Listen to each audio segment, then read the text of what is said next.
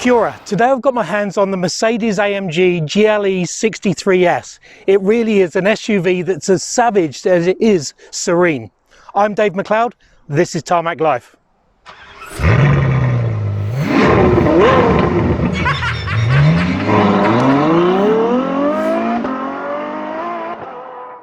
Now the GLE, or ML as it was before, was first introduced in 1997. Anyway, after a couple of facelifts and a couple of model changes, it's now back and it's bigger and bolder than ever.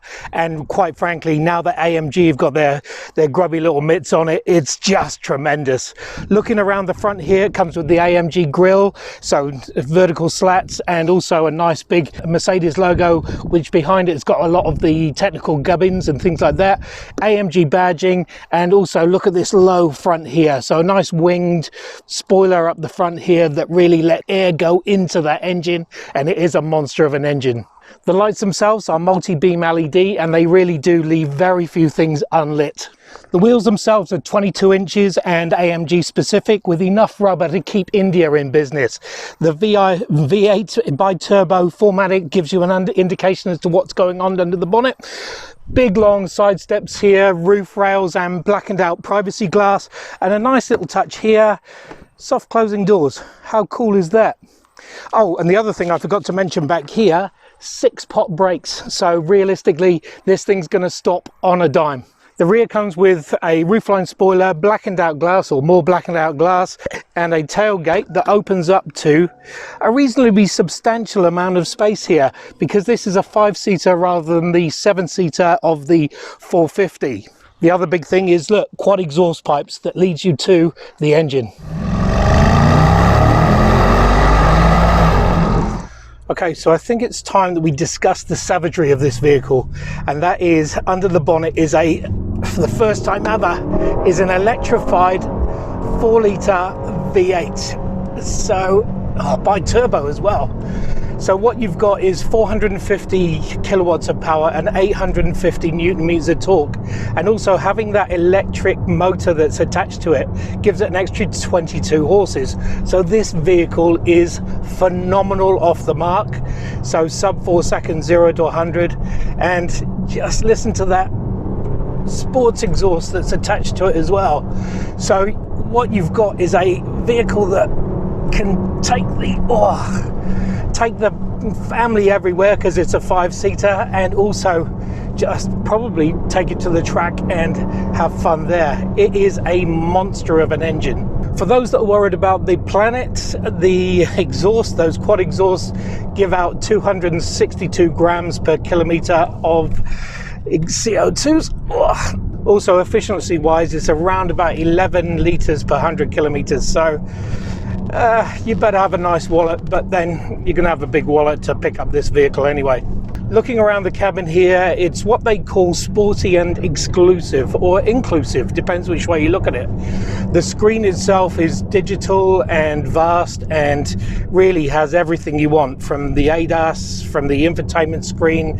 You've got Burmester stereo, you've got connectivity, you've got a sports menu so you can see what that engine is producing, and then you've got your digital instrument cluster, which again has 3 or 4 different modes that you can connect, that you can look at. So you can go from very simplistic to very informative, and also dial up all the data that you want when you want it.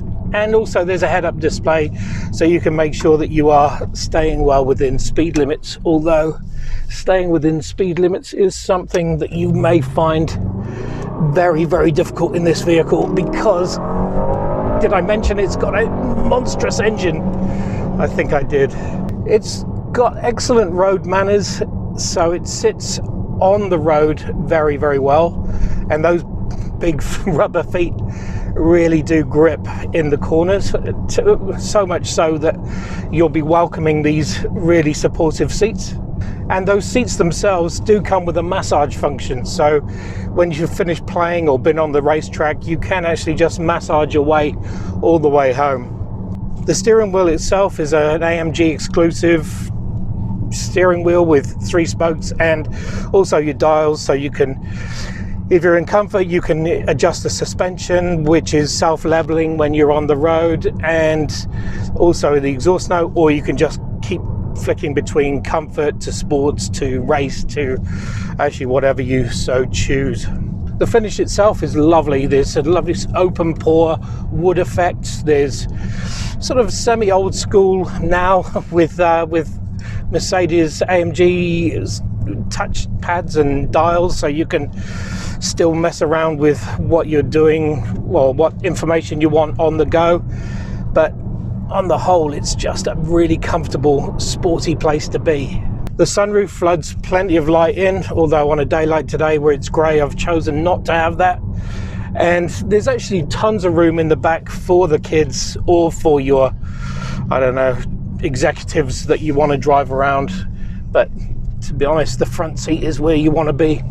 The suspension is self-leveling, but should you decide to go off-road, there's a section here that you can raise it up. I think it's 11 millimeters, and when it's hunkering down to be sporty, I think it drops something like 4 millimeters, but let's not quote me on that, because all I know that it squats down nicely and will let you play. This is a monstrously big car, but monstrously fun to drive.